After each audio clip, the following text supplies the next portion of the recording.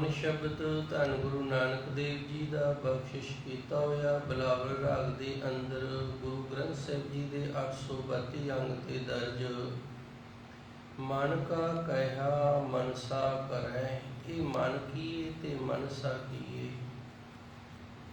ਇੱਕ ਤਾਂ ਇਹ ਸਮਝਣਾ ਹੈ ਇਹੋ ਮਨ ਪੁੰਨ ਪਾਪ ਉਜਰੇ, ਤੇ ਫਿਰ ਇਹ ਮਨ ਜਿਹੜਾ ਇਹਦਾ ਸੁਭਾਅ ਹੈ ਇਹ ਪਾਪ ਤੇ ਪੁੰਨ ਜਿਹੜਾ ਉਹਨਾਂ ਦੀ ਗੱਲ ਕਰਦਾ ਰਹਿੰਦਾ ਹੈ। ਮਾਇਆ ਮਦ ਮਾਤੇ ਤ੍ਰਿਪਤ ਨਾ ਆਵੇ, ਤੇ ਮਨ ਜਿਹੜਾ ਜਦੋਂ ਮਾਇਆ ਦੇ ਨਸ਼ੇ ਦੇ ਵਿੱਚ ਮਸਤ ਹੋ ਜਾਂਦਾ ਹੈ ਤੇ ਫਿਰ ਇਹਦਾ ਸੰਤੋਖ ਖਤਮ ਹੋ ਜਾਂਦਾ ਹੈ। ਤ੍ਰਿਪਤ ਮੁਕਤ ਮਨ ਸਾਚਾ ਪਾਵੇ, ਜਦੋਂ ਤ੍ਰਿਪਤ ਹੋ ਗਿਆ ਫਿਰ ਇਹ ਮੁਕਤ ਹੋ ਗਿਆ ਤੇ ਮਨ ਨੂੰ ਉਹ ਸੱਚਾ ਪਰਮਾਤਮਾ ਜਿਹੜਾ ਉਹ ਚੰਗਾ ਲੱਗਣ ਲੱਗ ਜਾਂਦਾ ਹੈ। ਯੁਜਰ ਵੇਦ ਹੈ, 4 ਵੇਦ ਨੇ, ਸ਼ਾਮ ਵੇਦ ਹੈ, ਰਿਗ ਵੇਦ ਹੈ, ਯੁਜਰ ਵੇਦ ਹੈ, ਅਥਰਵਣ ਵੇਦ ਹੈ। ਯੁਜਰ ਵੇਦ ਦਾ ਇੱਕ ਸ਼ਲੋਕ ਹੈ, ਉਸ ਸ਼ਲੋਕ ਦੇ ਅੰਦਰ ਦਰਜ ਕੀਤਾ ਹੈ ਇੰਦਰੀਆਂ ਭੈੰ ਪ੍ਰਾਹੀ ਅਰਥਾ ਅਰਥੇ ਭੈੰ ਚਾ ਪਰਮ ਮਨਮ ਤੂੰ ਪਰਾ ਬੁੱਧੀ ਬੁੱਧੀ ਆਤਮਾ ਆਤਮਾ ਮਾਨ ਪਰਮ।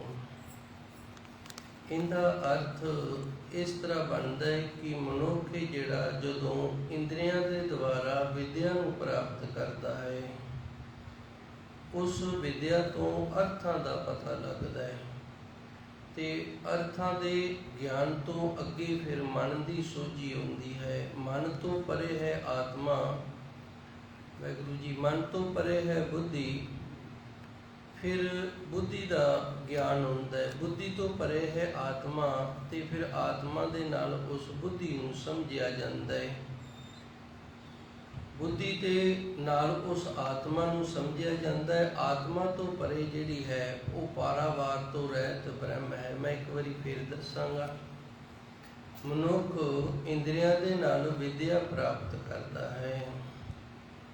ਵਿਦਿਆ ਪ੍ਰਾਪਤ ਕਰਕੇ ਤੇ ਇਹਨੂੰ ਅਰਥਾਂ ਦਾ ਗਿਆਨ ਹੁੰਦਾ ਹੈ, ਅਰਥ ਸਿੱਖ ਲੈਂਦਾ ਹੈ। ਅਰਥਾਂ ਤੋਂ ਇਹਨੂੰ ਆਪਣੇ ਮਨ ਦਾ ਗਿਆਨ ਹੁੰਦਾ ਹੈ, ਮਨ ਦੀ ਸੋਝੀ ਹੁੰਦੀ ਹੈ। ਮਨ ਤੋਂ ਇਹ ਆਪਣੀ ਬੁੱਧੀ ਨੂੰ ਪਕੜ ਦੇ ਵਿੱਚ ਲੈ ਆਉਂਦਾ ਹੈ, ਬੁੱਧੀ ਦੀ ਸਮਝ ਆਉਂਦੀ ਹੈ, ਬੁੱਧੀ ਦਾ ਗਿਆਨ ਹੁੰਦਾ ਹੈ। ਬੁੱਧੀ ਤੋਂ ਅੱਗੇ ਆਤਮਾ ਹੈ, ਫਿਰ ਉਸ ਆਤਮਾ ਦਾ ਗਿਆਨ ਆਉਂਦਾ ਹੈ, ਆਤਮਾ ਦੀ ਸੋਝੀ ਆਉਂਦੀ। ਆਤਮਾ ਤੋਂ ਪਰੇ ਪਰਮ ਪਿਤਾ ਪਰਮਾਤਮਾ ਵਾਹਿਗੁਰੂ ਹੈ, ਫਿਰ ਉਸ ਦੇ ਤੱਕ ਪਹੁੰਚਦਾ ਹੈ। ਧੰਨ ਗੁਰੂ ਨਾਨਕ ਦੇਵ ਜੀ ਸੱਚੇ ਸਤਿਗੁਰ ਦੀ ਪਾਵਨ ਬਾਣੀ ਅੱਜ ਸਾਨੂੰ ਇਹੀ ਸਿਖਾਏਗੀ। ਮਨ ਕਾ ਕਹਿਆ ਮਨਸਾ ਕਰੇ। ਮਨਸਾ ਦਾ ਅਰਥ ਇੱਥੇ ਬੁੱਧੀ ਹੈ। ਅਸੀਂ ਵਿਦਿਆ ਪੜ੍ਹਦੇ ਹਾਂ, ਵਿਦਿਆ ਦੇ ਨਾਲ ਸਾਨੂੰ ਅਰਥ ਬੋਧ ਹੁੰਦਾ ਹੈ, ਅਰਥਾਂ ਦਾ ਗਿਆਨ ਹੈ। ਗੁਰਬਾਣੀ ਦੇ ਅਰਥਾਂ ਨੂੰ ਸਮਝਦਿਆਂ ਸਾਨੂੰ ਮਨ ਦੀ ਸੋਝੀ ਆਉਣ ਲੱਗ ਜਾਂਦੀ ਹੈ, ਮਨ ਦਾ ਗਿਆਨ ਆਉਣ ਲੱਗ ਜਾਂਦਾ ਹੈ, ਮਨ ਦਾ ਅਨੁਭਵ ਹੋਣ ਲੱਗ ਜਾਂਦਾ ਹੈ। ਜਦੋਂ ਮਨ ਦੀ ਸਮਝ ਆਉਂਦੀ ਹੈ ਤੇ ਮਨ ਤੋਂ ਅੱਗੇ ਫਿਰ ਬੁੱਧੀ ਹੈ, ਉਸ ਬੁੱਧੀ ਤੱਕ ਅਸੀਂ ਚਲੇ ਜਾਂਦੇ ਹਾਂ। ਬੁੱਧੀ ਦਾ ਗਿਆਨ ਹੁੰਦਾ ਹੈ, ਬੁੱਧੀ ਦੀ ਸੋਝੀ ਹੁੰਦੀ ਹੈ। ਜਦੋਂ ਬੁੱਧੀ ਦਾ ਗਿਆਨ ਆ ਗਿਆ, ਬੁੱਧੀ ਦੀ ਸੋਝੀ ਹੋ ਗਈ ਤੇ ਫਿਰ ਇਸ ਤੋਂ ਅੱਗੇ ਆਤਮਾ, ਅਸੀਂ ਆਤਮਾ ਤੱਕ ਪਹੁੰਚਦੇ ਹਾਂ। ਆਤਮਾ ਤੱਕ ਪਹੁੰਚ ਕੇ ਤੇ ਫਿਰ ਉਹ ਪਰਮ ਪਿਤਾ ਪਰਮਾਤਮਾ ਅਕਾਲ ਪੁਰਖ ਵਾਹਿਗੁਰੂ ਹੈ, ਉਸ ਦੀ ਪ੍ਰਾਪਤੀ, ਉਸ ਦਾ ਗਿਆਨ, ਉਸ ਦੀ ਸੋਝੀ ਹੁੰਦੀ ਹੈ। ਮਨ ਕਾ ਕਹਿਆ ਮਨਸਾ ਕਰੇ। ਪਰ ਹੋ ਕੀ ਰਿਹਾ ਹੈ? ਜਿਹੜਾ ਮਾਨੇ ਨਾ, ਇਹਨੇ ਸਮਝਣਾ ਤਾਂ ਬੁੱਧੀ ਨੂੰ ਸੀ, ਪਰ ਮਨ ਨੇ ਬੁੱਧੀ ਨੂੰ ਸਮਝਣ ਦੀ ਬਜਾਏ ਇਹ ਸੰਸਾਰ ਨੂੰ ਜ਼ਿਆਦਾ ਸਮਝਣ ਦਾ ਯਤਨ ਕੀਤਾ ਹੈ ਤੇ ਫਿਰ ਆਪਣੇ ਕਹੇ ਦੇ ਅਨੁਸਾਰ ਬੁੱਧੀ ਨੂੰ ਮਗਰ ਲਾ ਰਿਹਾ ਹੈ। ਵੇਖੋ, ਇਸ ਮਨ ਨੇ ਸਮਝਣਾ ਸੀਗਾ ਬੁੱਧੀ ਨੂੰ ਤੇ ਕਰ ਰਿਹਾ ਇਹ ਸਾਰੇ ਕੰਮ ਉਲਟ। ਇਹ ਸੰਸਾਰ ਨੂੰ ਸਮਝ ਰਿਹਾ ਹੈ ਤੇ ਸੰਸਾਰ ਨੂੰ ਸਮਝ ਕੇ ਫਿਰ ਆਪਣੀ ਇੱਛਾ ਦੇ ਅਨੁਸਾਰ ਇਹ ਬੁੱਧੀ ਨੂੰ ਉਸ ਤਰ੍ਹਾਂ ਮਗਰ ਲਾ ਰਿਹਾ ਹੈ। ਤੇ ਬੁੱਧੀ ਜਦੋਂ ਮਨ ਦੇ ਮਗਰ ਲੱਗ ਰਹੀ ਹੈ ਤੇ ਮਨ ਨੂੰ ਤਾਂ ਕੋਈ ਸੋਝੀ ਨਹੀਂ, ਕੋਈ ਗਿਆਨ ਨਹੀਂ। ਮਨ ਹੈ ਜਿਹੜਾ ਫਿਰ ਇਹ ਪਾਪ ਤੇ ਪੁੰਨ ਦੇ ਚੱਕਰ ਦੇ ਵਿੱਚ ਜਕੜਿਆ ਜਾਂਦਾ। ਬਸ ਇੱਥੇ ਸਾਡੀ ਜ਼ਿੰਦਗੀ ਜਿਹੜੀ ਉਹ ਬਰਬਾਦ ਹੋ ਜਾਂਦੀ ਹੈ। ਹੁਣ मैं एक आप जी ਨੂੰ ਨੁਕਤੇ ਦੇ ਨਾਲ ਦੱਸਣਾ ਕਰਾਂਗਾ। ਪਰਿਵਾਰ ਹੈ ਜਿਹੜਾ ਉਹ ਸਦਾ ਇੱਕ ਮੁਖੀ ਦੇ ਨਾਲ ਚੱਲਦਾ ਹੈ।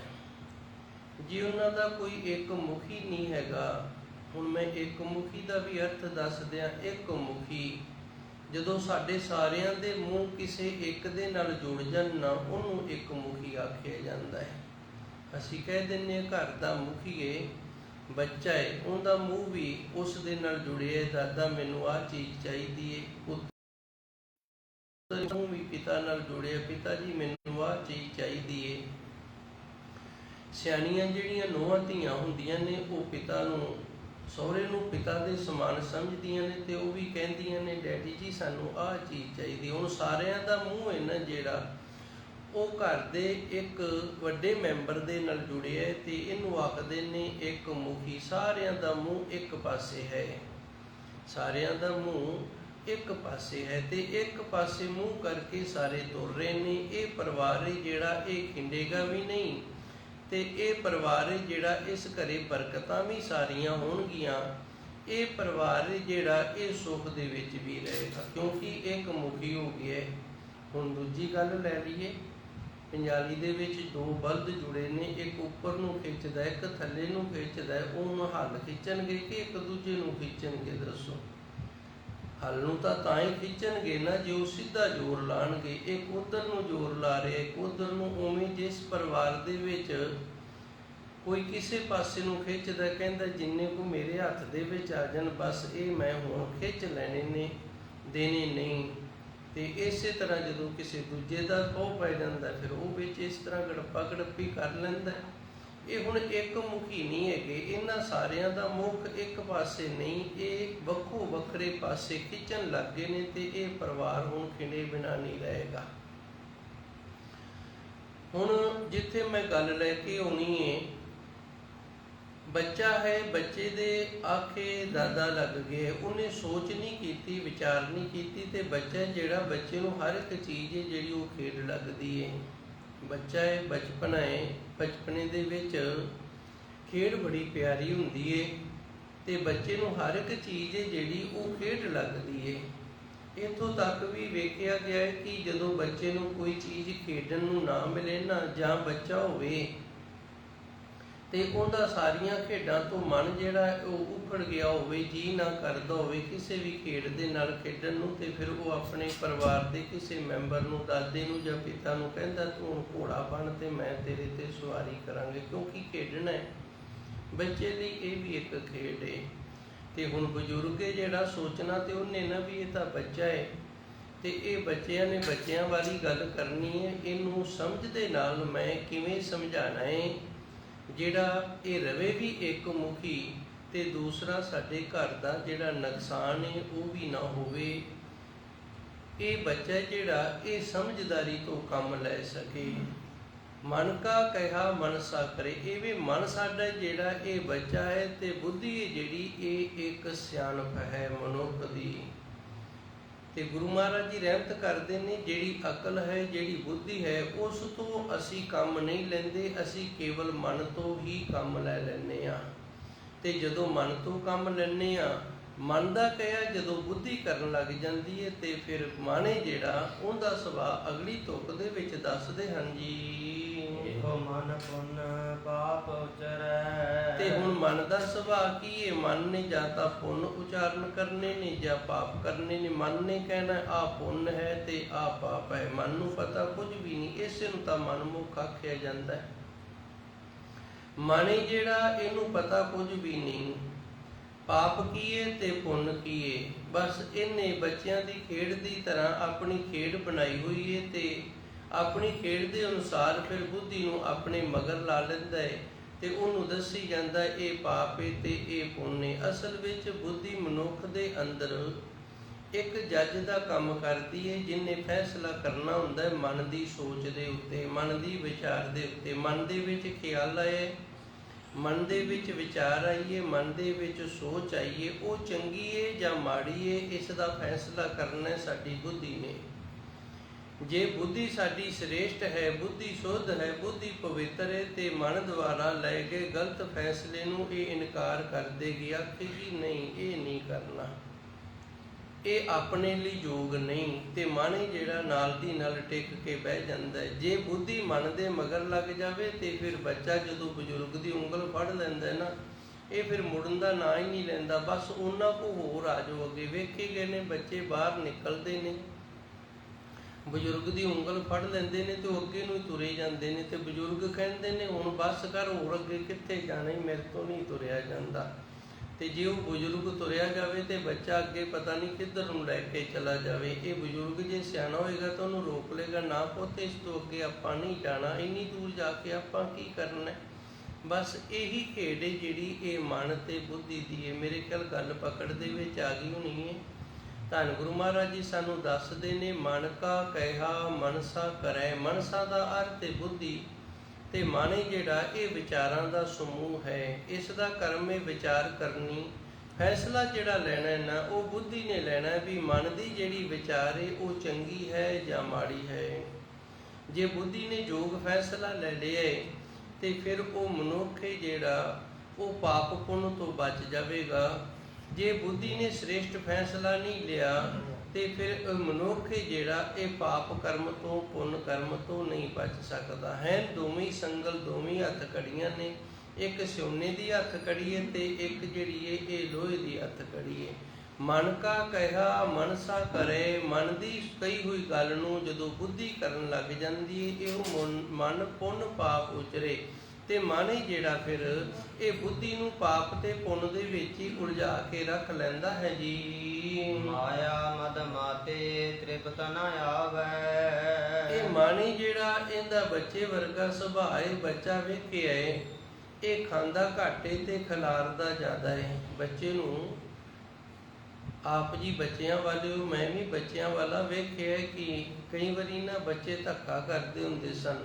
ਅਸੀਂ ਚਾਹੁੰਦੇ ਸਾਂ ਵੀ ਅਸੀਂ ਆਪਣੇ ਹੱਥ ਨਾਲ ਇਹਨੂੰ ਖਵਾਈਏ, ਇਹਦਾ ਮੂੰਹ ਨਾ ਲਿਬੜੇ, ਜੋ ਵੀ ਇਹ ਖਾ ਰਿਹਾ ਹੈ ਉਹ ਥੱਲੇ ਨਾ ਡੁੱਲੇ, ਖਿੰਡੇ ਨਾ। ਪਰ ਬੱਚਾ ਫਿਰ ਵੀ ਧੱਕੇ ਦੇ ਨਾਲ ਨਾ ਸਾਡੇ ਹੱਥ ਦੇ ਵਿੱਚੋਂ ਚਿਮਚਾ ਫੜਨ ਦਾ ਯਤਨ ਕਰਦਾ ਹੈ। ਫਿਰ ਉਹ ਬੱਚੇ ਦੇ ਹੱਥ ਫੜ ਕੇ ਰੱਖਣੇ ਪੈਂਦੇ ਨੇ। ਆ ਮਾਵਾਂ ਨੇ ਬੈਠੀਆਂ ਨੇ, ਬੱਚਿਆਂ ਵਾਲੀਆਂ ਨੇ, ਤੇ ਇਹਨਾਂ ਨੂੰ ਪੁੱਛ ਕੇ ਵੇਖੋ, ਬੱਚੇ ਨੇ ਜਿਹੜੇ ਉਹ ਇਸ ਤਰ੍ਹਾਂ ਹੀ ਕਰਦੇ ਨੇ, ਖਾਂਦੇ ਘੱਟ ਨੇ, ਆਪੋ ਤਾਪੀ ਜ਼ਿਆਦਾ ਕਰਦੇ ਨੇ, ਤੇ ਜਿਹੜਾ ਖਿਲਾਰਾ ਹੈ ਉਹ ਜ਼ਿਆਦਾ ਪਾਉਂਦੇ ਨੇ। ਹੁਣ ਮਨ ਜਿਹੜਾ ਮਨ ਨੇ ਪਾਪ ਤੇ ਪੁੰਨ ਨੇ ਜਿਹੜੇ ਇਹਨਾਂ ਦੀ ਉਲਝਣ ਦੇ ਵਿੱਚ ਬੁੱਧੀ ਨੂੰ ਪਾ ਲੈਣਾ। ਮਾਇਆ ਮਦ ਮਾਤੇ। ਇਹ ਮਨ ਜਿਹੜਾ ਇਹ ਮਾਇਆ ਦੇ ਨਸ਼ੇ ਦੇ ਵਿੱਚ ਮਸਤ ਹੈ, ਤ੍ਰਿਪਤ ਨਾ ਆਵੇ, ਇਹਨੂੰ ਸੰਤੋਖ ਹੀ ਕੋਈ ਨਹੀਂ। ਕਿਉਂਕਿ ਜਿਹੜਾ ਮਨੁੱਖ ਨਸ਼ੇ ਦੇ ਵਿੱਚ ਉਹਨੂੰ ਆਪ ਦੀ ਸੋਝੀ ਨਹੀਂ, ਆਪ ਦਾ ਗਿਆਨ ਨਹੀਂ। ਮਦ ਦਾ ਅਰਥ ਹੈ ਨਸ਼ਾ ਤੇ ਮਾਤੇ ਦਾ ਅਰਥ ਹੈ ਮਸਤ ਹੋਇਆ। ਮਾਇਆ ਮਦ ਮਾਤੇ ਤ੍ਰਿਪਤ ਨਾ ਆਵੇ। ਇਹ ਮਾਇਆ ਦੇ ਨਸ਼ੇ ਦੇ ਵਿੱਚ ਹੈ ਮਨ। ਇਸ ਕਰਕੇ ਮਨ ਨੂੰ ਕਿਤੇ ਵੀ ਤ੍ਰਿਪਤੀ ਨਹੀਂ ਆ ਰਹੀ ਹੈ ਜੀ। ਤ੍ਰਿਪਤ ਮੁਕਤ ਮਨ ਸਾਚਾ ਭਾਵੈ। ਹੁਣ ਗੁਰੂ ਮਹਾਰਾਜ ਜੀ ਤਰੀਕਾ ਦੱਸਦੇ ਨੇ, ਮਨ ਨਾ ਜਿਹੜਾ ਇਹਨੂੰ ਤ੍ਰਿਪਤੀ ਆ ਜਾਵੇਗੀ ਜੇ ਇਹਨੂੰ ਸੱਚਾ ਚੰਗਾ ਲੱਗੇ ਤਾਂ। ਮਨ ਸਾਚਾ ਭਾਵੇ, ਮਨ ਨੂੰ ਸੱਚਾ ਚੰਗਾ ਲੱਗੇ। ਭਾਵੇ ਦਾ ਅਰਥ ਹੈ ਚੰਗਾ ਲੱਗਣਾ। ਤ੍ਰਿਪਤ ਮੁਕਤ, ਇਹ ਤ੍ਰਿਪਤ ਹੋ ਜਾਏਗਾ ਤੇ ਮੁਕਤੀ ਦੇ ਦਰ ਤੱਕ ਪਹੁੰਚ ਜਾਵੇਗਾ। ਪਰ ਸ਼ਰਤ ਇਹ ਕਿ ਮਨ ਜਿਹੜਾ ਇਹਨੂੰ ਸੱਚ ਚੰਗਾ ਲੱਗਣਾ ਚਾਹੀਦਾ ਹੈ। ਜੇ ਮਨ ਨੂੰ ਸੱਚ ਚੰਗਾ ਲੱਗੇ ਤੇ ਫਿਰ ਮਨ ਤ੍ਰਿਪਤ ਵੀ ਹੋ ਜਾਏਗਾ ਤੇ ਮੁਕਤ ਵੀ ਹੋਏਗਾ। ਹੁਣ ਮਨ ਨੂੰ ਸੱਚਾ ਕਿਵੇਂ ਚੰਗਾ ਲੱਗੇਗਾ? ਜੇ ਮਨ ਬੁੱਧੀ ਦੇ ਆਖੇ ਲੱਗੇਗਾ। ਬੁੱਧੀ ਸ੍ਰੇਸ਼ਟ ਹੋਏਗੀ, ਬੁੱਧੀ ਦੇ ਵਿੱਚ ਗਿਆਨ ਹੋਏਗਾ, ਬੁੱਧੀ ਨੂੰ ਸੋਝੀ ਹੋਏਗੀ, ਤੇ ਬੁੱਧੀ ਜਿਹੜੀ ਮਨ ਦੀਆਂ ਬੁਰੀਆਂ ਵਿਚਾਰਾਂ ਨੇ ਜਿਹੜੀਆਂ, ਜਦੋਂ ਉਹਨਾਂ ਨੂੰ ਮਨਾ ਕਰਨ ਲੱਗ ਜਾਏਗੀ ਤੇ ਫਿਰ ਮਨ ਆਪਣੇ ਆਪ ਹੀ ਜਿਹੜਾ ਇਹ ਸੱਚ ਵਾਲੇ ਪਾਸੇ ਤੁਰਨ ਲੱਗ ਜਾਏਗਾ। ਕਿਉਂਕਿ ਮਨ ਨੂੰ ਪਤਾ ਲੱਗ ਜਾਏਗਾ ਵੀ ਬੁੱਧੀ ਹੈ ਜਿਹੜੀ ਇਹਨਾਂ ਗੱਲਾਂ ਨੂੰ ਪ੍ਰਵਾਨ ਨਹੀਂ ਕਰ ਰਹੀ। ਬੁੱਧੀ ਨੂੰ ਇਹ ਗੱਲਾਂ ਜਿਹੜੀਆਂ ਨੇ ਨਾ ਬੁਰੀਆਂ, ਇਹ ਚੰਗੀਆਂ ਨਹੀਂ ਲੱਗ ਰਹੀਆਂ। ਇਸ ਕਰਕੇ ਫਿਰ ਮਨ ਜਿਹੜਾ ਇਹ ਸੱਚ ਵਾਲੇ ਪਾਸੇ ਤੁਰ ਪਏਗਾ।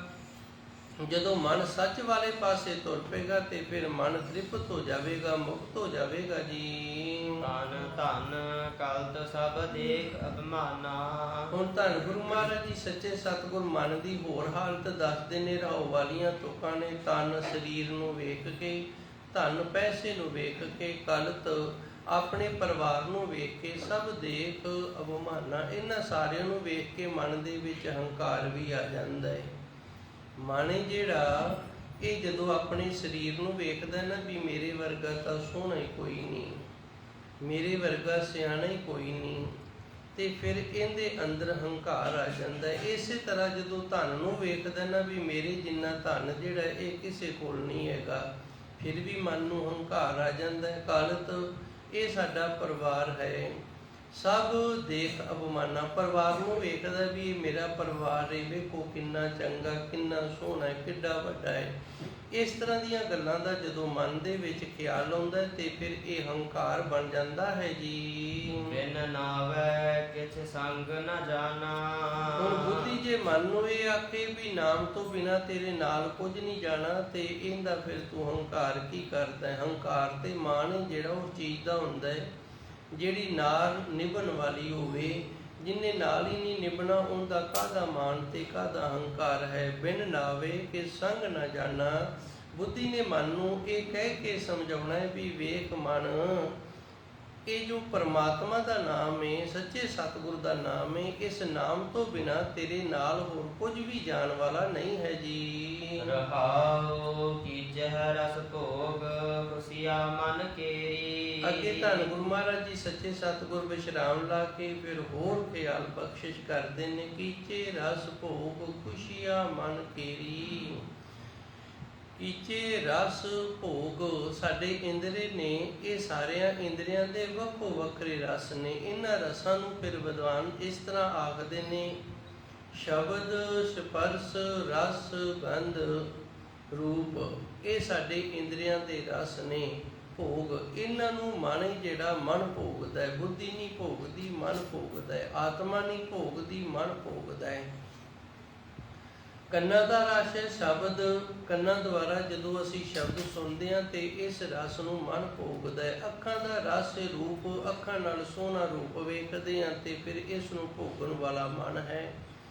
ਇਸੇ ਤਰ੍ਹਾਂ ਜ਼ਬਾਨ ਜਿਹੜੀ ਰਸਨਾ, ਇਹ ਖਾਣ ਪੀਣ ਵਾਲੇ ਬੋਲਣ ਵਾਲੇ ਰਸ ਨੂੰ ਭੋਗਦੀ ਏ, ਤੇ ਇਹਨੂੰ ਜਦੋਂ ਮੰਨਦੀ, ਇਹਨੂੰ ਭੋਗਣ ਵਾਲਾ ਜਿਹੜਾ ਨਾ ਉਹ ਮਨ ਹੈ। ਇਹ ਗੱਲਾਂ ਧੰਨ ਗੁਰੂ ਮਹਾਰਾਜ ਜੀ ਸੱਚੇ ਸਤਿਗੁਰ ਸਾਨੂੰ ਦੱਸਦੇ ਨੇ। ਕੀਚੇ ਰਸ ਭੋਗ ਖੁਸ਼ੀਆਂ ਮਨ ਕੇਰੀ, ਇਹ ਮਨ ਦੀਆਂ ਹੀ ਖੁਸ਼ੀਆਂ ਨੇ।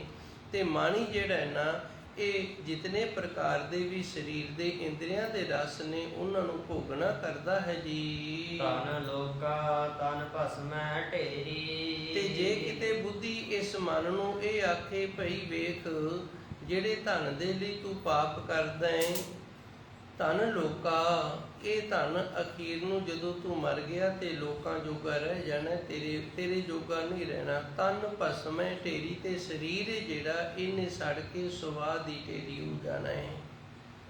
ਕੀਚੇ ਰਸ ਭੋਗ ਖੁਸ਼ੀਆਂ ਮਨ ਕੇਰੀ, ਮਨ ਦੀਆਂ ਖੁਸ਼ੀਆਂ ਨੇ ਜਿਹੜੀਆਂ ਉਹ ਮੰਨਣ ਦੇ ਲਈ ਮਨ ਜਿਹੜਾ ਹੈ ਇੰਦਰੀਆਂ ਦੇ ਨਾਲ ਸਾਰੇ ਪ੍ਰਕਾਰ ਦੇ ਰਸ ਨੇ ਜਿਹੜੇ ਇਹ ਭੋਗਦਾ, ਪਰ ਪ੍ਰਭੂ ਪਰਮਾਤਮਾ ਦਾ ਨਾਮ ਜਿਹੜਾ ਨਾਲ ਜਾਣ ਵਾਲਾ ਹੈ ਉਹਨੂੰ ਨਹੀਂ ਭੋਗਦਾ।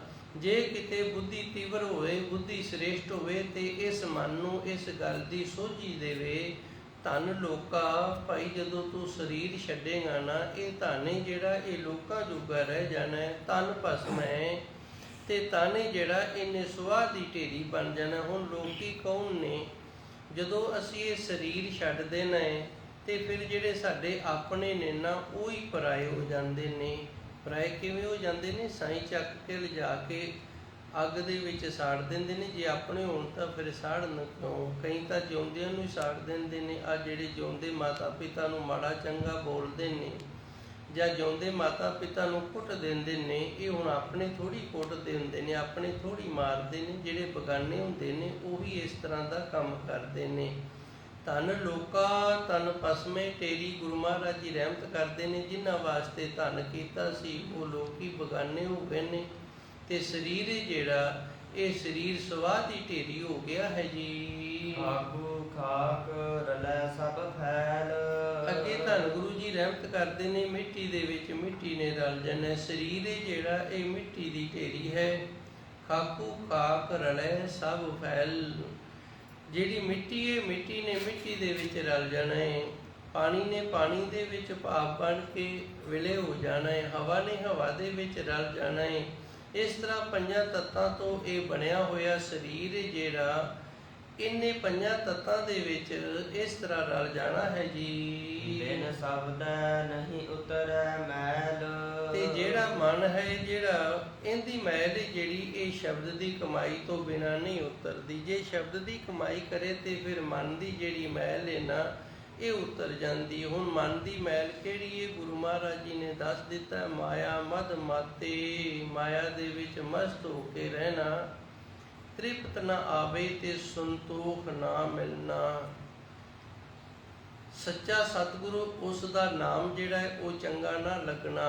ਤਨ ਧਨ ਕਲਤ ਸਭ ਦੇਖ ਅਵਮਾਨਾ। ਆਪਣੇ ਸਰੀਰ ਨੂੰ, ਧਨ ਦੌਲਤ ਨੂੰ, ਪਰਿਵਾਰ ਨੂੰ ਵੇਖ ਕੇ ਮਨ ਦੇ ਵਿੱਚ ਹੰਕਾਰ ਆ ਜਾਣਾ, ਇਹ ਮਨ ਦੀ ਮੈਲ ਹੈ। ਬਿਨ ਸ਼ਬਦੇ ਨਹੀਂ ਉਤਰੇ ਮੈਲ। ਜਦੋਂ ਤੱਕ ਸ਼ਬਦ ਦੀ ਕਮਾਈ ਨਹੀਂ ਕਰਦਾ ਉਦੋਂ ਤੱਕ ਇਹ ਮਨ ਦੀ ਮੈਲ ਉਤਰਦੀ ਨਹੀਂ ਹੈ ਜੀ। ਗੀਤ ਰਾਗ ਘਨ ਤਾਲ ਸੇ ਪੂਰੇ। ਪੂਰੇ ਦਾ ਅਰਥ ਹੁੰਦਾ ਝੂਠੇ ਗੀਤ। ਅਸੀਂ ਇਹਨਾਂ ਕੰਨਾਂ ਦੇ ਨਾਲ ਗੀਤ ਸੁਣਦੇ ਹਾਂ, ਰਾਗ ਸੁਣਦੇ ਹਾਂ, ਘਨ ਏਕਾਸੀਆਂ ਆਦਿਕ ਜੋ ਸਾਜ਼ ਨੇ ਉਹ ਸੁਣਦੇ ਹਾਂ, ਤਾਲ ਦੇ ਵਿੱਚ ਸੁਣਦੇ ਹਾਂ, ਸੇ ਪੂਰੇ। ਇਹ ਸਾਰੇ ਦੇ ਸਾਰੇ ਨੇ ਨਾ ਜਿਹੜੇ ਇਹ ਸਾਰੇ ਝੂਠੇ ਨੇ। ਜਦੋਂ ਅਸੀਂ ਗੁਰਬਾਣੀ ਦੇ ਕੀਰਤਨ ਨੂੰ ਛੱਡ ਕੇ, ਗੁਰਬਾਣੀ ਨੂੰ ਪੜ੍ਹਨਾ ਸੁਣਨਾ ਛੱਡ ਕੇ ਤੇ ਗੀਤ ਸੁਣਦੇ ਹਾਂ ਰਾਗਾਂ ਦੇ ਵਿੱਚ ਤੇ ਸਾਜੋ ਸਵਾਜ ਜਿਹੜਾ ਵੱਜ ਰਿਹਾ ਇਹਨਾਂ ਗੀਤਾਂ ਦੇ ਨਾਲ ਉਹਨੂੰ ਸੁਣਦੇ ਹਾਂ, ਸੇ ਪੂਰੇ। ਇਹ ਸਾਰਾ ਕੁਝ ਇਹਨਾਂ ਜਿਹੜਾ ਇਹ ਝੂਠਾ ਹੈ ਜੀ। ਤ੍ਰੇਹੋ ਗੁਣ ਉਪਜੈ ਬਿਨਸੈ ਦੂਰੇ। ਤੇ ਇਹਨਾਂ ਦੇ ਨਾਲ ਫਿਰ ਤਿੰਨ ਗੁਣ ਨੇ ਜਿਹੜੇ ਉਹ ਪੈਦਾ ਹੁੰਦੇ ਨੇ। ਤ੍ਰੈ ਗੁਣ, ਤਿੰਨ ਗੁਣ ਨੇ, ਰਜੋ ਤਮੋ ਤੇ ਸਤੋ।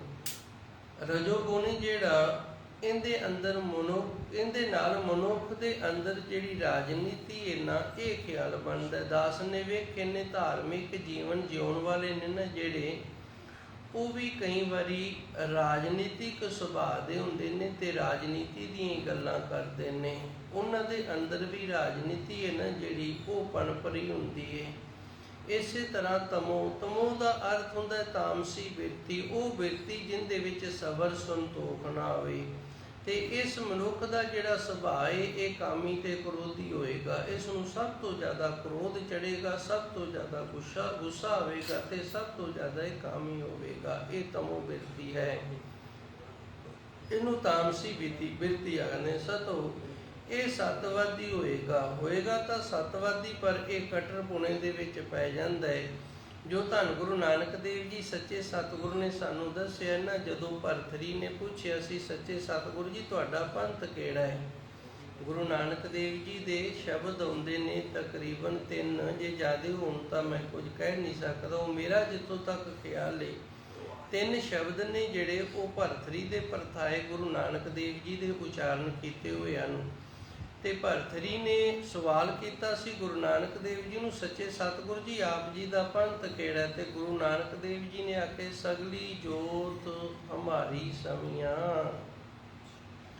ਜਿਹੜੀ ਉਸ ਅਕਾਲ ਪੁਰਖ ਵਾਹਿਗੁਰੂ ਦੀ ਸਾਡੀ ਆਪਣੀ ਜੋਤ ਹੈ ਉਹ ਸਾਰਿਆਂ ਦੇ ਵਿੱਚ ਸਮਾਈ ਹੋਈ ਹੈ। ਭਾਵ ਸਾਰੇ ਧਰਮ ਨੇ ਨਾ ਜਿਹੜੇ, ਸਾਰੇ ਪੰਥ ਨੇ ਜਿਹੜੇ, ਇਹਨਾਂ ਵਿੱਚ ਜਿਹੜੀ ਪਰਮਾਤਮਾ ਦੀ ਜੋਤ ਹੈ ਇਹ ਸਾਡਾ ਪੰਥ ਹੈ। ਅਸੀਂ ਇਸ ਜੋਤ ਤੱਕ ਜਾਣਾ ਹੈ, ਸਾਡਾ ਹੋਰ ਕਿਸੇ ਗੱਲ ਦੇ ਨਾਲ ਮਤਲਬ ਹੀ ਨਹੀਂ। ਸਿੱਧੀ ਬੋਲੀ ਦੇ ਵਿੱਚ ਇਹਨੂੰ ਆਪਾਂ ਇਸ ਤਰ੍ਹਾਂ ਕਹਿ ਦਿੰਦੇ ਹਾਂ ਬਈ ਅਸੀਂ ਇੱਕ ਪਰਮਾਤਮਾ ਦੇ ਨਾਲ ਜਾ ਕੇ ਮਿਲ ਜਾਣਾ, ਉਸ ਦੀ ਜੋਤੀ ਦੇ ਤੱਕ ਪਹੁੰਚਣਾ ਹੈ, ਜੋਤੀ ਦੇ ਵਿੱਚ ਜੋਤ ਨੂੰ ਅਭੇਦ ਕਰਨਾ, ਇਹ ਸਾਡਾ ਯਤਨ ਹੈ। ਹੋਰ ਕਿਸੇ ਗੱਲ ਦੇ ਨਾਲ ਸਾਡਾ ਕੋਈ ਯਤਨ ਹੀ ਨਹੀਂ। ਸੋ ਗੁਰੂ ਮਹਾਰਾਜ ਜੀ ਸੱਚੇ ਸਤਿਗੁਰ ਇੱਥੇ ਦੱਸ ਰਹੇ ਨੇ ਤ੍ਰੇ ਗੁਣ ਉਪਜੇ, 3 ਗੁਣ ਨੇ, ਰਜੋ ਗੁਣੇ, ਸਤੋ ਗੁਣੇ ਤੇ ਤਮੋ ਗੁਣੇ, ਇਹ ਪੈਦਾ ਹੁੰਦੇ ਨੇ ਫਿਰ ਮਨ ਤੋਂ। ਬਿਨਸੈ ਦੂਰੇ, ਇਹ ਨਾਸ ਹੋ ਕੇ ਦੂਰ ਹੋ ਜਾਂਦੇ ਨੇ ਜੇ ਕਿਤੇ ਪਰਮਾਤਮਾ ਦੇ ਨਾਮ ਦੇ ਨਾਲ ਜੁੜ ਜਾਵੇ। ਜੇ ਨਾ ਜੁੜੇਗਾ ਤੇ ਫਿਰ ਬਿਨਸੈ ਦੂਰੇ, ਫਿਰ ਇਹ ਨਾਸ ਹੋ ਕੇ ਨਾ ਕਿਤੇ ਦੂਰ ਦਰਾਡੇ ਜੂਨਾਂ ਦੇ ਵਿੱਚ ਪੈ ਜਾਏਗਾ। ਇਸ ਤਰ੍ਹਾਂ ਦੱਸਿਆ ਜਾਂਦਾ ਬਾਕੀ ਜੂਨਾਂ ਨੇ ਜਿਹੜੀਆਂ ਉਹਨਾਂ ਦੀ ਪਰਮਾਤਮਾ ਤੋਂ ਪ੍ਰਾਪਤੀ ਵਾਲੇ ਪਾਸੋਂ ਦੂਰੀ ਹੈ। ਵੈਸੇ ਪਰਮਾਤਮਾ ਸਾਰਿਆਂ ਦੇ ਅੰਦਰ ਵਸੇ, ਬਾਕੀ ਜੂਨਾਂ ਨੇ ਜਿਹੜੀਆਂ ਉਹ ਪ੍ਰਭੂ ਪ੍ਰਾਪਤੀ ਤੋਂ ਦੂਰ ਨੇ, ਤੇ ਮਨੁੱਖਾ ਜੂਨ ਨੇ ਜਿਹੜੀ ਇਹ ਪਰਮਾਤਮਾ ਦੀ ਪ੍ਰਾਪਤੀ ਦੇ ਨੇੜੇ ਹੈ। ਬਿਨ ਸਹਿ ਦੂਰੇ। ਹੁਣ ਗੁਰੂ ਮਹਾਰਾਜ ਜੀ ਰਹਿਮਤ ਕਰਦੇ ਨੇ, ਭਾਈ ਜੇ ਤਿੰਨਾਂ ਗੁਣਾਂ ਦੇ ਚੱਕਰ ਦੇ ਵਿੱਚ ਰਵੇਂਗਾ ਨਾ ਤੂੰ, ਤੇ ਫਿਰ ਨਾਸ ਹੋ ਕੇ ਜੂਨਾਂ ਦੇ ਵਿੱਚ ਦੂਰ ਹੋ ਜਾਏਗਾ ਜੀ। ਦੂਜੀ ਦੁਰਮਤ ਦਰਦ ਨਾ ਜਾਏ। ਦੁਰਮਤ ਕਹਿੰਦੇ ਨੇ ਖੋਟੀ ਮਤ ਨੂੰ। ਦੂਜੀ, ਇਹ ਦੂਜੀ ਹੈ। ਦੂਜੀ ਤੋਂ ਭਾਵ ਇੱਕ ਦੇ ਨਾਲ ਨਹੀਂ ਜੋੜਦੀ। ਜੋ ਸਾਨੂੰ ਇੱਕ ਦੇ ਨਾਲ ਨਹੀਂ ਜੋੜਦਾ ਉਹਨੂੰ ਗੁਰਬਾਣੀ ਦੇ ਅੰਦਰ ਦੂਜਾ ਆਖਿਆ ਹੈ। ਦੂਜੀ ਦੁਰਮਤ, ਇਹ ਦੂਜੀ ਖੋਟੀ ਮਤ ਹੈ ਨਾ ਜਿਹੜੀ, ਦਰਦ ਨਾ ਜਾਏ, ਇਹਦੇ ਨਾਲ ਵੀ ਦੁੱਖ ਨਹੀਂ ਜਾਂਦਾ। ਹੁਣ ਇਹਨੂੰ ਵੀ ਥੋੜਾ ਜਿਹਾ ਆਪਾਂ ਸਮਝ ਲਈਏ।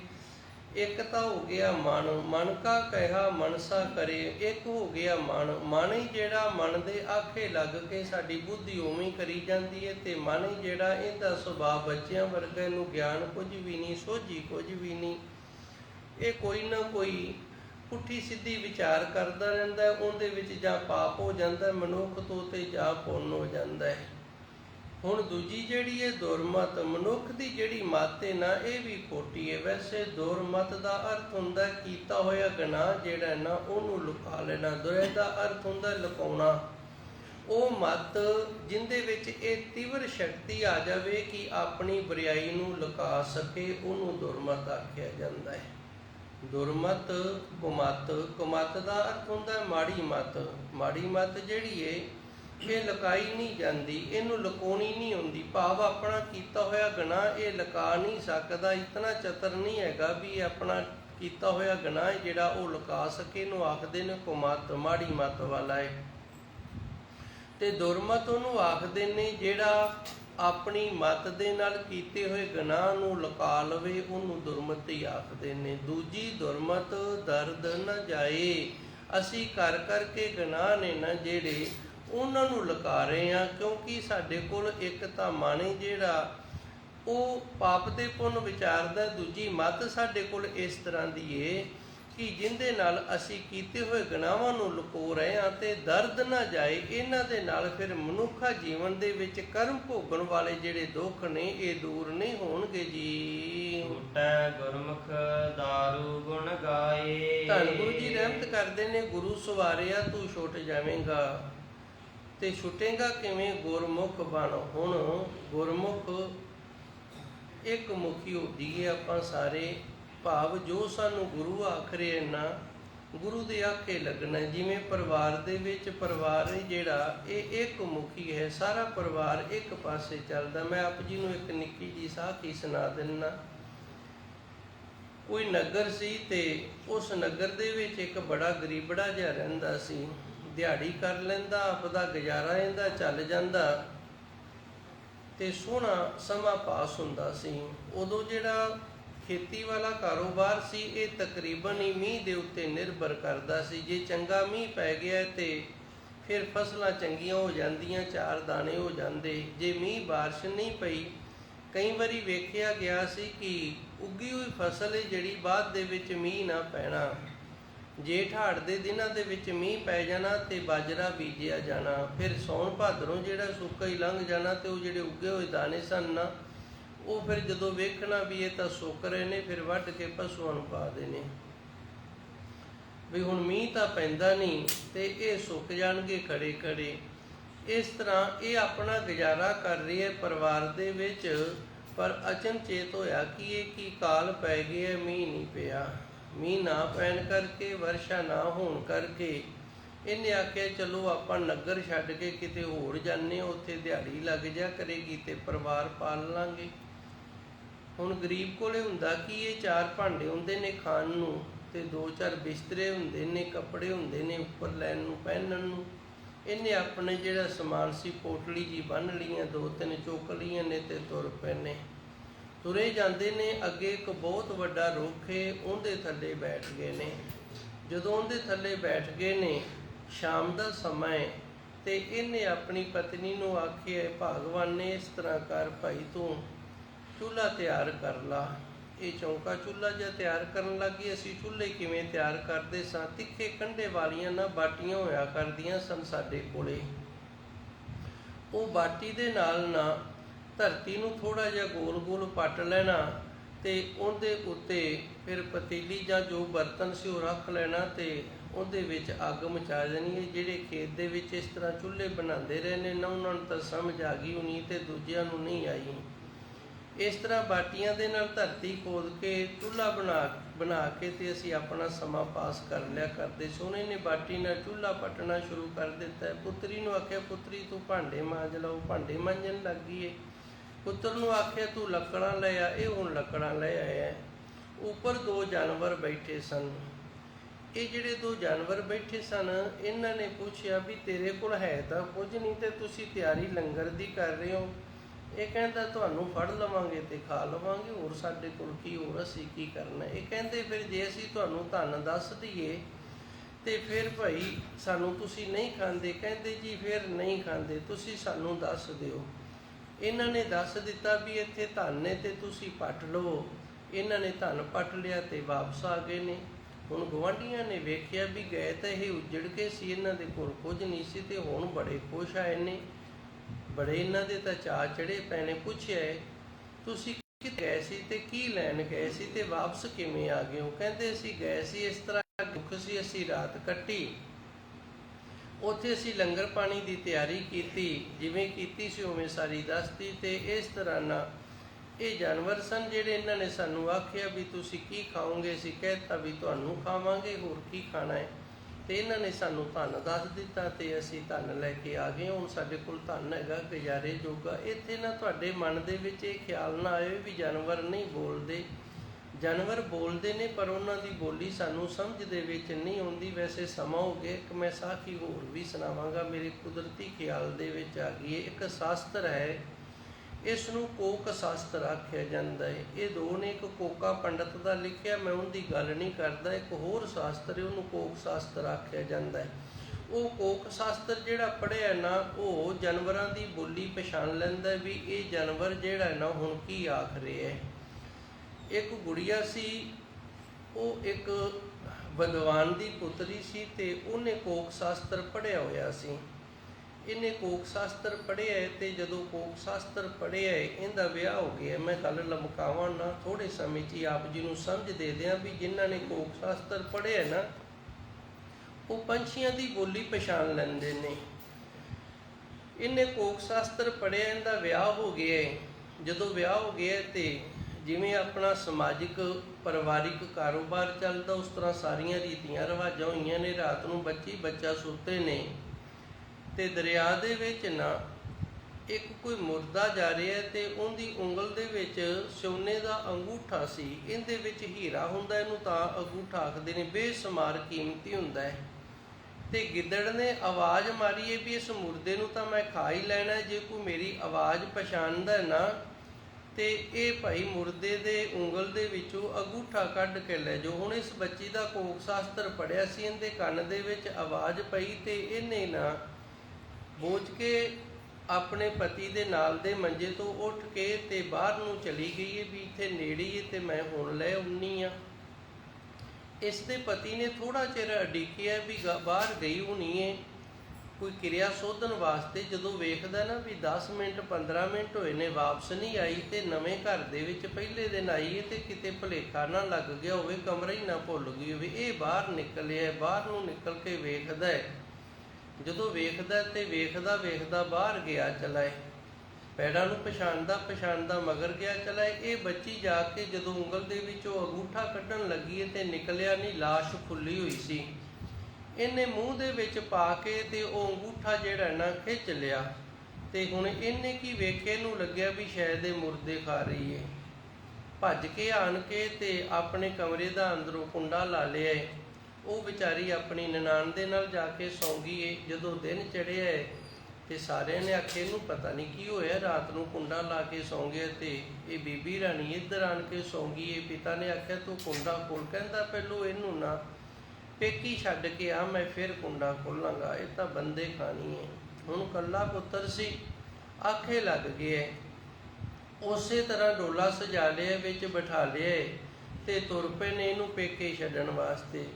ਜਦੋਂ ਪੇਕੇ ਛੱਡਣ ਵਾਸਤੇ ਤੁਰੇ ਨੇ, ਅੱਗੇ ਕਿਸੇ ਰੁੱਖ ਦੇ ਥੱਲੇ ਜਾ ਕੇ ਵਿਸ਼ਰਾਮ ਕੀਤਾ, ਪਾਣੀ ਧਾਣੀ ਪੀਣ ਲੱਗੇ ਨੇ। ਉੱਥੇ ਕਾਂ ਬੋਲ ਰਿਹਾ ਵੀ ਇਸ ਰੁੱਖ ਦੇ ਥੱਲੇ ਨਾ ਬੜਾ ਧਨ ਨੱਪਿਆ ਹੋਇਆ ਕਿਸੇ ਦਾ, ਭਾਈ ਜੇ ਕੋਈ ਮੇਰੀ ਆਵਾਜ਼ ਸਿਆਣਦਾ ਤੇ ਇਥੋਂ ਧਨ ਕੱਢ ਲਓ। ਇਹ ਰੋਪੀਏ ਕਹਿੰਦੀ ਇਸ ਵਿਦਿਆ ਨੇ ਤਾਂ ਮੇਰਾ ਘਰ ਪੱਟ ਦਿੱਤਾ ਹੈ। ਅੱਗੇ ਉਹ ਗਿੱਦੜ ਦੀ ਆਵਾਜ਼ ਪਛਾਣੀ ਸੀ ਤੇ ਘਰੋਂ ਬੇਕਾਰ ਹੋ ਗਈਆਂ, ਪਤੀ ਨੇ ਛੱਡ ਦਿੱਤਾ, ਤੇ ਹੁਣ ਜੇ ਤੇਰੀ ਗੱਲ ਦੱਸੀ ਤੇ ਕਿਤੇ ਮੈਨੂੰ ਮਾਰ ਹੀ ਨਾ ਦੇਣ। ਇਹਦੇ ਸਹੁਰੇ ਦੇ ਕੰਨੀ ਇਹ ਇਹਦੇ ਰੋਣ ਦੀ ਤੇ ਸ਼ਬਦਾਂ ਦੀ ਗੱਲ ਪਈ। ਕਹਿੰਦਾ ਪੁੱਤਰ ਮੈਨੂੰ ਦੱਸ ਸਾਰੀ ਗੱਲ।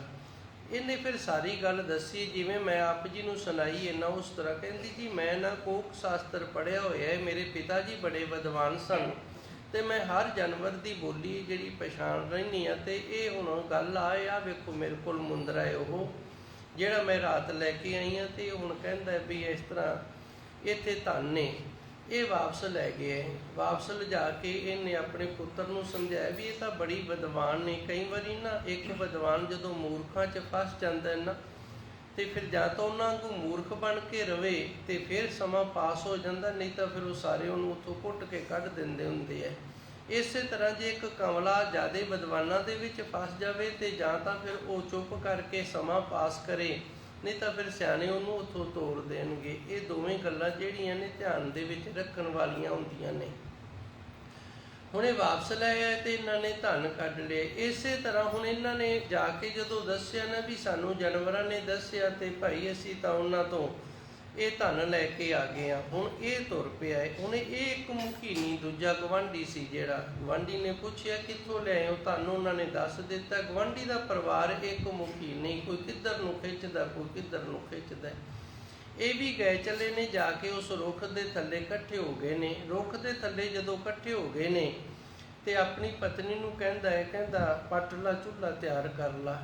ਇਹ ਕਹਿੰਦੀ ਚੁੱਲ੍ਹਾ ਤਿਆਰ ਕਰਕੇ ਤੂੰ ਕਿਉਂ ਦੇ ਵਿੱਚ ਗੱਡਣਾ, ਤੈਨੂੰ ਚੁੱਪ ਕਰ ਗਿਆ ਵਿਚਾਰਾ। ਪੁੱਤਰੀ ਨੂੰ ਕਹਿੰਦਾ ਪੁੱਤਰ ਭਾਂਡੇ ਮਾਂਜ ਲਾ। ਪੁੱਤਰੀ ਕਹਿੰਦੀ ਭਾਂਡੇ ਮਾਂਜ ਕੇ ਤੇ ਸਿਰ 'ਚ ਮਾਰਨੀ, ਖਾਣ ਨੂੰ ਤਾਂ ਕੁਝ ਹੈ ਨਹੀਂਗਾ। ਪੁੱਤਰ ਨੂੰ ਕਹਿੰਦਾ ਪੁੱਤਰ ਜੀ ਤੁਸੀਂ ਲੱਕੜਾਂ ਲੈ ਆਵੋ, ਤੇ ਪੁੱਤਰ ਕਹਿੰਦਾ ਸੜਨਾ ਹੀ, ਲੱਕੜਾਂ ਇਕੱਠੀਆਂ ਕਰਕੇ ਕੁਝ ਖਾਣ ਨੂੰ ਨਹੀਂ। ਇਹ ਹੁਣ ਪਰਿਵਾਰ ਇੱਕ ਮੁਖੀ ਨਹੀਂ ਹੈਗਾ, ਸਾਰੇ ਜਿਹੜੇ ਨੇ ਨਾ ਵੱਖੋ ਵੱਖਰੇ ਨੇ। ਕਿਸੇ ਦਾ ਮੂੰਹ ਕਿੱਧਰ ਨੂੰ ਹੈ, ਕਿਸੇ ਦਾ ਮੂੰਹ ਕਿੱਧਰ ਨੂੰ। ਹੁਣ ਇਸੇ ਤਰ੍ਹਾਂ ਜਦੋਂ ਸਾਡਾ ਇੱਕ ਦਾ ਮੂੰਹ ਇੱਧਰ ਨੂੰ ਹੋ ਜੇ, ਇੱਕ ਦਾ ਮੂੰਹ ਇੱਧਰ ਨੂੰ ਹੋ ਜੇ, ਤੇ ਅਸੀਂ ਗੁਰਮੁਖ ਕਹਦੇ ਹਾਂ। ਗੁਰਮੁਖ ਤੇ ਤਾਂ ਹੀ ਹੈ ਨਾ ਜੇ ਅਸੀਂ ਸਾਰੇ ਆਪਣੇ ਗੁਰੂ ਦੇ ਆਖੇ ਲੱਗੀਏ, ਫਿਰ ਅਸੀਂ ਇੱਕ ਮੁਖੀ ਹਾਂ। ਫਿਰ ਅਸੀਂ ਇਹਨੂੰ ਗੁਰਮੁਖ ਆਖ ਲਓ, ਇੱਕ ਮੁਖੀ ਆਖ ਲਓ, ਫਿਰ ਅਸੀਂ ਗੁਰਮੁਖ ਹਾਂ। ਗੁਰੂ ਮਹਾਰਾਜ ਦੀ ਬਾਣੀ ਕਹਿੰਦੀ ਛੋਟਾ ਗੁਰਮੁਖ। ਜੇ ਅਸੀਂ ਗੁਰੂ ਦੇ ਮੁਖ ਵਾਲੇ ਹੋਵਾਂਗੇ, ਗੁਰੂ ਦੇ ਆਖੇ ਲੱਗਾਂਗੇ ਨਾ, ਤੇ ਫਿਰ ਛੁੱਟਾਂਗੇ। ਦਾਰੂ ਗੁਣ ਗਾਏ, ਤੇ ਛੁੱਟਣ ਦਾ ਜਿਹੜੀ ਦਵਾਈ ਹੈ, ਦਾਰੂ ਦਾ ਅਰਥ ਹੁੰਦਾ ਦਵਾਈ, ਛੁੱਟਣ ਵਾਲੀ ਜਿਹੜੀ ਦਵਾਈ ਹੈ ਨਾ ਗੁਣ ਗਾਏ, ਗੁਰੂ ਦੇ ਗੁਣਾਂ ਨੂੰ ਗਾਇਨ ਕਰਨਾ, ਇਹ ਦਵਾਈ ਹੈ, ਇਹਦੇ ਨਾਲ ਛੁੱਟਿਆ ਜਾਂਦਾ ਹੈ। ਅੱਜ ਵਾਲੇ ਪਾਵਨ ਸ਼ਬਦ ਦੀਆਂ 8 ਪੌੜੀਆਂ ਨੇ, ਜਿਨ੍ਹਾਂ ਵਿੱਚੋਂ 3 ਪੌੜੀਆਂ ਦੀ ਆਪਾਂ ਵਿਚਾਰ ਕੀਤੀ ਹੈ। ਬਾਕੀ ਰਹਿੰਦੀਆਂ 5 ਪੌੜੀਆਂ ਗੁਰੂ ਮਹਾਰਾਜ ਜੀ ਆਪ ਕਿਰਪਾ ਕਰਨਗੇ, ਆਉਣ ਵਾਲੇ ਸਮੇਂ ਦੇ ਵਿੱਚ ਸੇਵਾ ਲੈ ਲੈਣਗੇ। ਅੱਜ ਦੇ ਲਈ ਇਤਨੀ ਕੁ ਸੇਵਾ ਸੰਗਤ ਨੇ ਪ੍ਰਵਾਨ ਕਰਨੀ। ਦੇਹੋ ਸੱਜਣ ਆਸੀਸ ਰਿਆ, ਜੋ ਹੋਵੇ ਸਹਿਬ ਸਿਉ ਮੇਲ। ਗੀਤ ਰਾਗ